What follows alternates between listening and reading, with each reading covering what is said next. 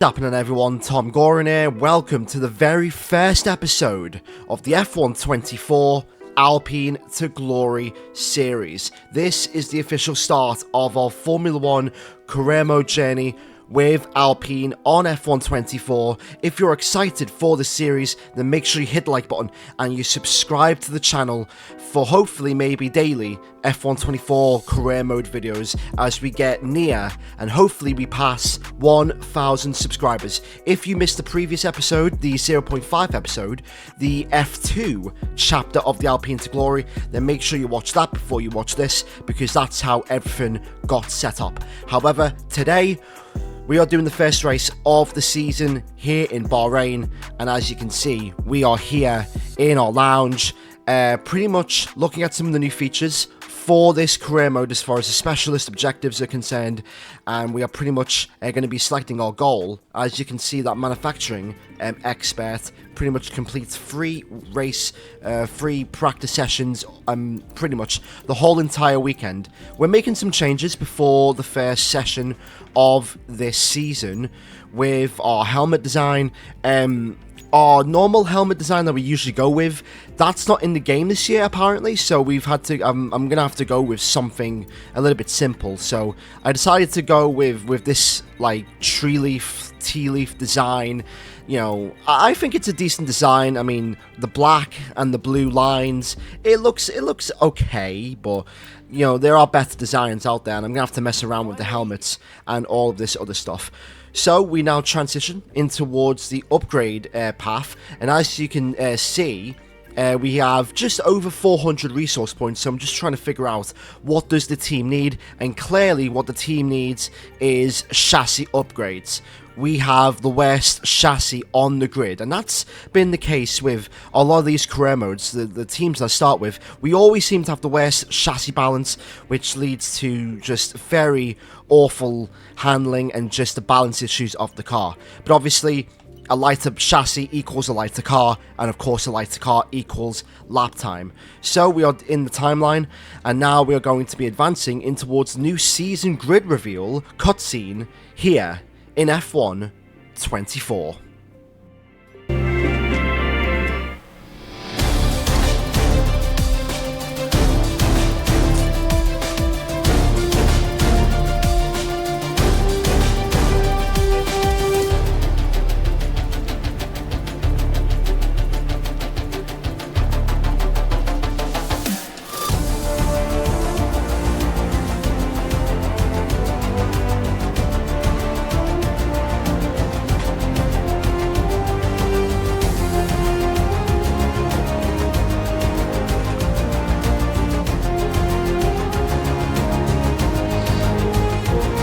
So now that's out the way, now we can focus now on the specialist goals and upgrades. So as you can see, we have 3 different types of perks, 10, 20 and 30%. This one is focused more on failure chance being reduced. And as you can see on the bottom right, we have the goal set. We have 2 different types of goals. The first one, complete the race weekend, and the second goal, participate or skip/simulate all 3 sessions during the race weekend. It's pretty much the easiest goals that you'll do in your first season of career mode. We've decided to pretty much go with the 3 sessions all weekend. If we do complete the goals, we will get double XP, and as you can see, there is 6 different specialist goals to go for. So we're going to go after the wind tunnel one in the next video. I'm very interested about the specialist goals and how that works this season. However, as far as this first race and these practice sessions is concerned, it's just a feeler as far as just trying to get up to speed with the game. As you can see, there is the recognition system. We are 40% compared to Pierre Gasly 60% as far as who is the #1 driver on our team. Pretty much the main objective is this. We might not score points, but as long as we beat our teammate in the very first race of the season, that's all that matters to them. So, without further ado, as you can see, we get a new cutscene, and we are now in our motorhome getting ready for the Bahrain Grand Prix, our first practice of the season, in our very first session of the season. Let's see what we can do when we put this car right against its limits. The long wait is over. This is it, a brand new season. And before the show gets well and truly underway, we've got the all-important matter of a free practice session. It's great to be back. So much unknown before we get underway. So what will be going through the drivers' minds as they get ready for the new season? The faster you can work around the circuit conditions and get the car tailored to your liking, the better. And then you can just focus on the job in hand in terms of lap times. But first of all, you've got to get the car feeling right.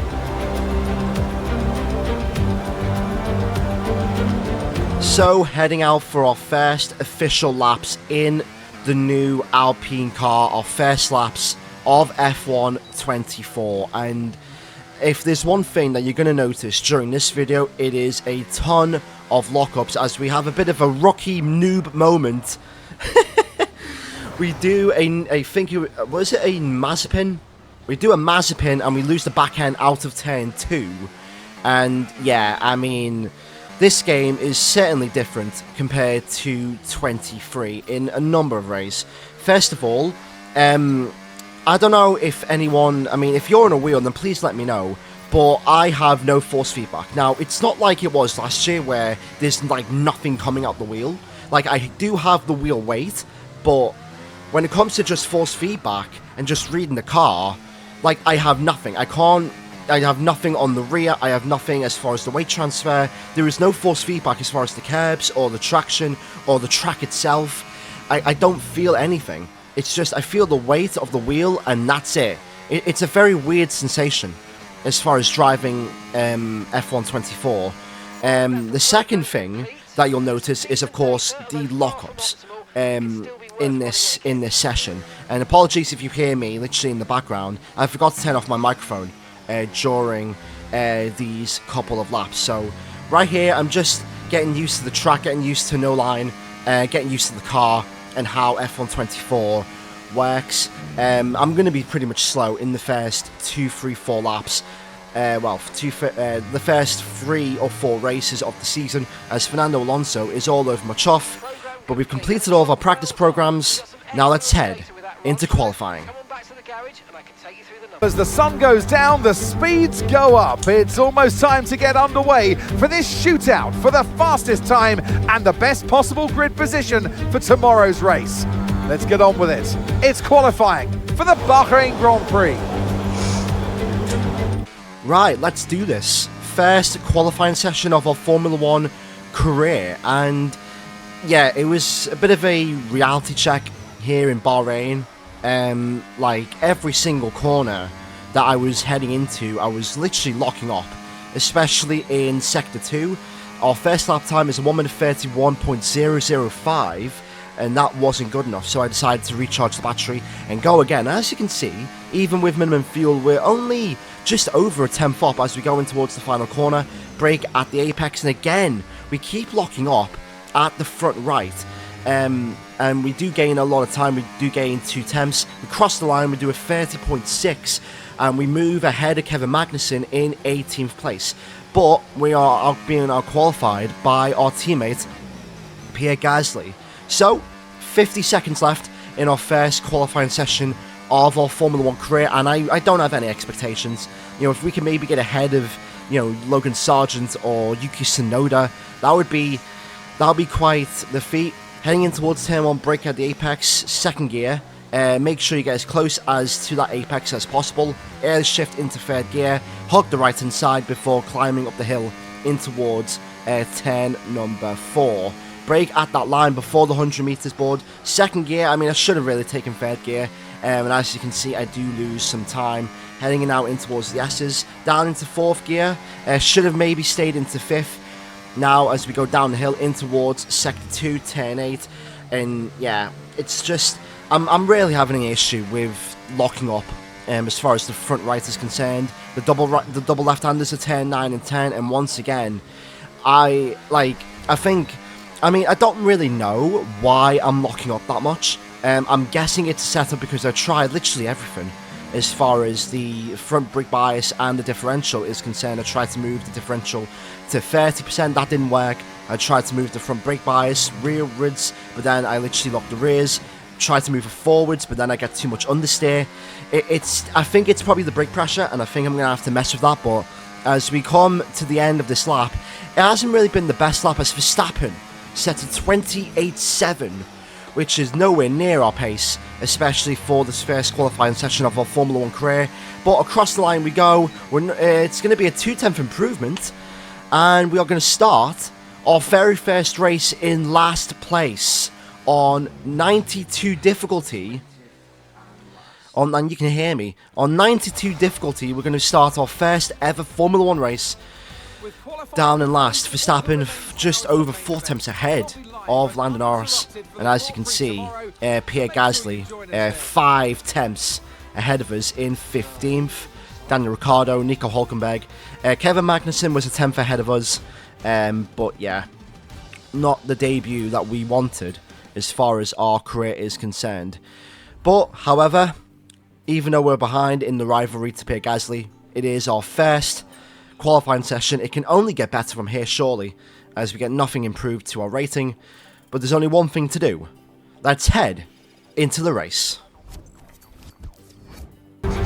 Months of rumour and speculation all come to an end today as we return to racing for the opening event of what promises to be an enthralling season.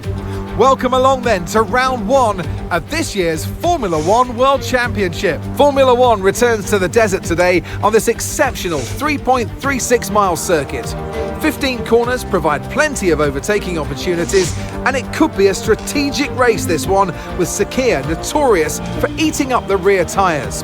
Watch out for drivers managing their rubber at some point during the Grand Prix. Off the back of a fantastic qualifying session, it's time to see how our starting grid looks like for today's race. World champion Max starts from pole position, and Lando Norris lines up alongside. Looking at the rest of today's grid, we have Leclerc, Perez, Oscar Piastri, Sainz, Bottas, Fernando Alonso, Hamilton, Russell, Joe, Albon, Stroll, Tsunoda, Gasly, Ricciardo, Hülkenberg, Sargent, Magnussen and Thomas.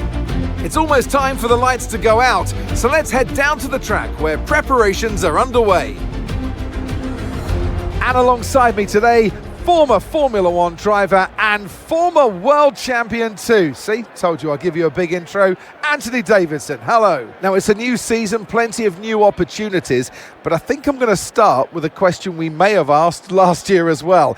Can anyone stop Max Verstappen? That's what they're hoping for. And that's what we're hoping for as well in some ways, because we don't want to see just one driver or one team running away with it this season like we had last year or even the years gone by in this sport. Can we get to see a two-way or even a 3- or 4-way fight throughout this race today? Fingers crossed we'll get that. Right, back of the grid. I mean, there is literally only one direction we can go from here, so try and move forward and see if we can get something out of it. Welcome to the grid here in Bahrain for the first race of the Alpine To Glory Driver Career Mode Series. The strategy is literally all over the place. I don't know what the strategy is. It might be a 2-stop, it might be a 1-stop, but I'm guessing it's a 2-stop simply because of the amount of times I was locking up in practice and qualifying. I'm guessing I'm going to eventually get used to the braking, and I think I'm going to have to go a little bit lower on the brake pressure. I think it's going to be around about 98-97% for this year's game. I'm trying to see if I can start on the mediums, but ultimately I wanted to try and see if I could do medium, soft, but clearly that won't work, so we're going to have to go medium, soft, hard for this race. However, there's no formation lap, so we're going to get straight into this. The very first race of the Alpine To Glory begins with 5 red lights. Long hold, but away we go for the first race of the Alpine To Glory. It's a decent start by us, an awful start for Daniel Ricciardo as we go 3 wide with the RB of Daniel Ricciardo and also Logan Sargent. Dive bomb in towards turn 1, we get past Yuki Tsunoda. A bit of a traffic jam in towards turn 1 as we're going to go side by side with our teammate Pierre Gasly. Going to go around the outside, hug the apex in towards turn 4. It's going to be a drag race between myself and Pierre as we go up the hill in towards turn 4. We've absolutely mugged off our teammate. We've clipped the curb too much there, and that has caused the car to unbalance just a little bit. So, it's been a good start. We're in P14 right now. Let's see if we can try and overtake Guan Yu Zhou as we do, down the inside in towards turn 8. And we've actually overtaken the Aston Martin of Lance Stroll. And now we're in P12. So this has been a tremendous start. Around the outside, a lock up on the front left as we go wide. But we get the better traction because we took the straighter line. And that's a decent start by our account, pretty much, in this race. However, on the back end of lap number 1, Lance Stroll easily gets past us, and now this is where the pain is going to begin. There is a couple of settings that I forgot to change as far as the formation lap is concerned. I don't know if safety cars are on. I'm going to have to check for the next race. So apologies if you expected the formation lap or maybe even a safety car or two. Anyways, lap 4, the 2 Alpines are going to battle as Pierre Gasly tries to go on the inside, but he can't do anything. So I'm going to talk about the race objectives. So, as you can see, I get set a couple of race objectives during this race, and this is the first one. We've got to try and avoid our engine staying above 150 degrees Celsius, and we pretty much do that for this race. So that's our first one. That's our first race objective passed. As you can see, though, look at the tyre wear, 64% on the front left, and I'm guessing that's simply because of the front locking that this game pretty much has. And again, I'm gonna have to get used to it. I think it's the brake pressure, but I'm not really sure as far as what the actual cause is. However, away we go for our first official pit stop in our Formula 1 career. 2.5, we're going to go onto the medium tyres, and then that will take us towards lap 18, I do believe. We jumped the Haas of Nico Hülkenberg. So yeah, we are now in the fight. We are pretty much on the same strategy as the AI because we don't really know what the strategy is on this game. Is it a 2-stop? Is it a 3-stop? Is it even a 1-stop? Who knows? But time will tell with the tyres. We do jump Lance Stroll in the box. He just came out and we have jumped him, but on the next lap he has soft tyres and there's really no point trying to fight Lance Stroll on the soft tyres. The Aston Martin is a quicker car than us, and of course he is on a quicker compound, but we do get DRS to help us in our fight with Guan Yu Zhou and also Nico Hülkenberg, and that's who we're really racing today. You know, the Kick Saubers, the Haas's, our teammate, you know, trying to finish in the higher ends of the lower 10, you know, of the higher top 20, if you will, 11th down to 14th. But look, there's still no expectations as far as our position in the grid. Actually, there comes Guan Yu Zhou. We nearly do a Schumacher there from Hungary 2010. We nearly force him into the wall, but we're going to squeeze him and we are going to retain position. So, after a lot of laps, I think I've done around about 50 laps now on this game.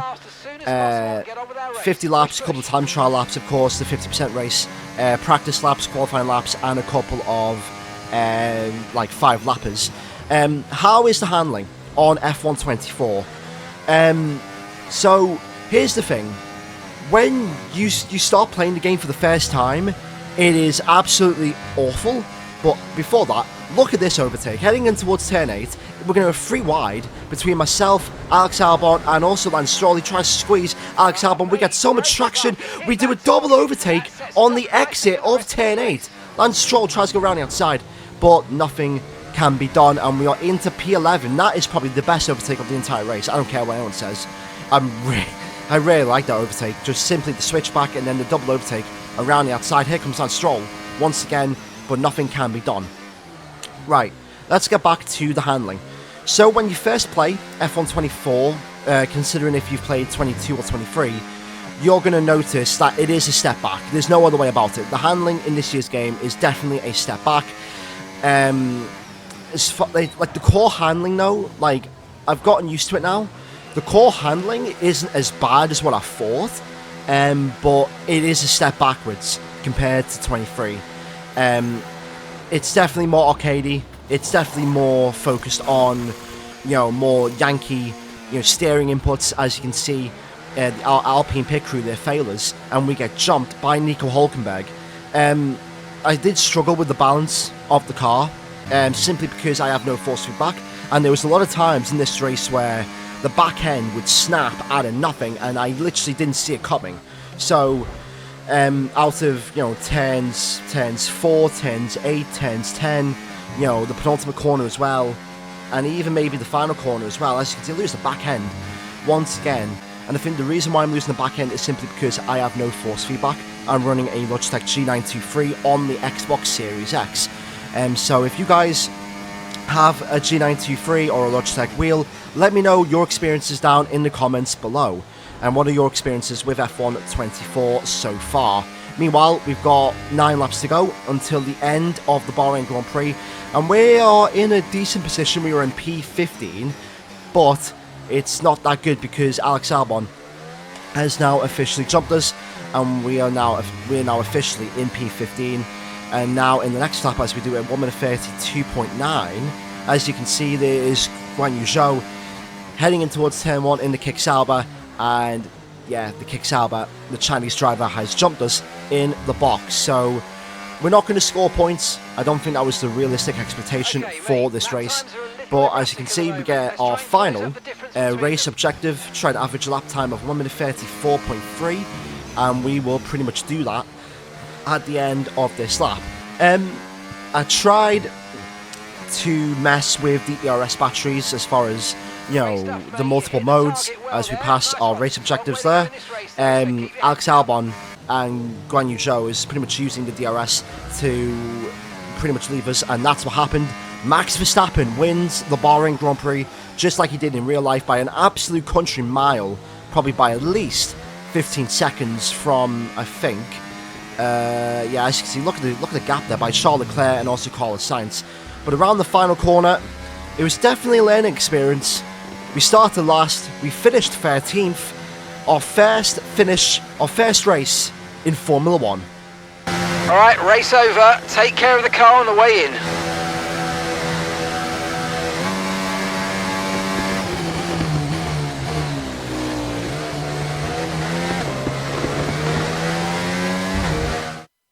That's a fantastic team effort then to secure victory here in the desert.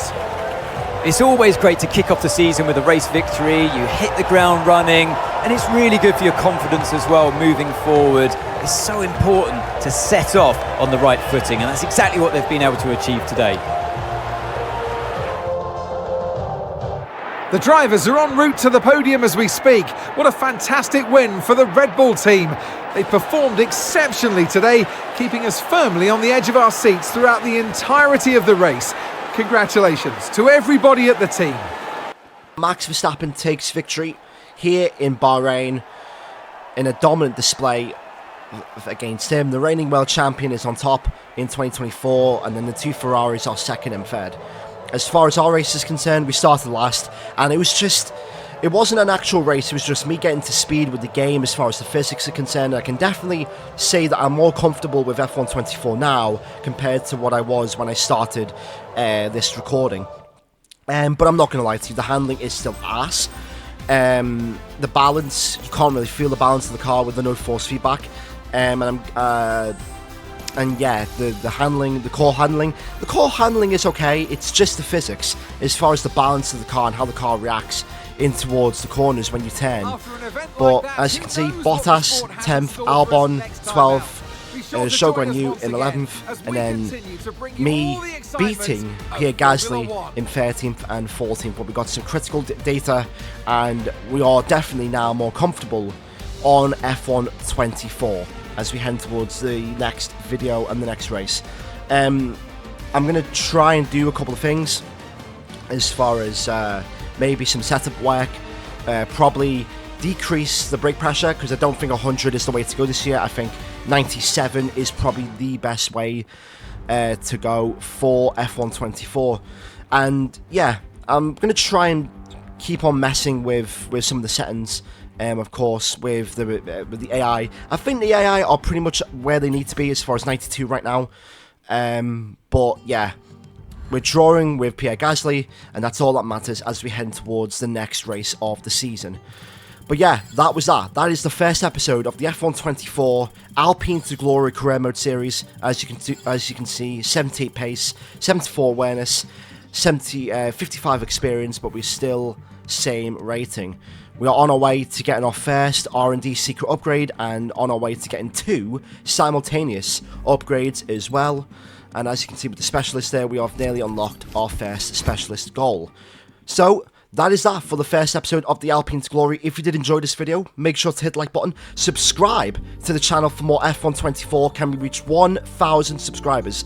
That would massively do me a world of good as we head towards this game. And yeah, thanks for watching, and I'll see you all in the next F124 video. In a bit.